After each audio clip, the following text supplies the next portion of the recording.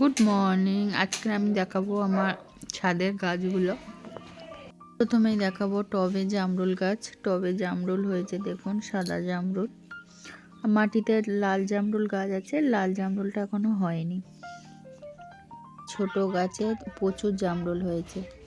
জামরুলগুলো সাইজও বড় বড়, খেতেও খুব টেস্টি, মিষ্টি খুব। দেখুন টবে লাল জবা ফুল, লাল জবা ফুলগুলো প্রচুর ফোটে, রোজ তো 2-3টে করে ফুটবে। আর চন্দ্রমল্লিকা ইয়েলো কালার আছে, রেড কালার আছে, হোয়াইট কালার আছে, আর অরেঞ্জ কালার আছে। রেড কালারটা এখনও ফোটেনি, ভায়োলেট কালারও আছে। তো এই হলো ফুলের বাগান। এরপর অনাদি যাবে ফিশিং করতে, তা ফিশিংয়ের একটু ভিডিও আপনাদের দেখিয়ে দিলাম।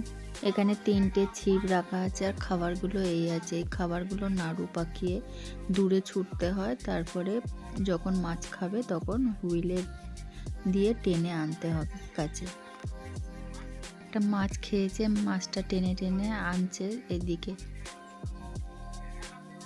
দেখুন মাছটা বড় আছে।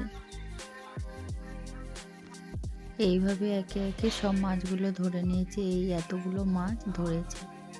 তাই মিনি ব্লগটা যদি ভালো লেগে থাকে তাহলে লাইক করবেন,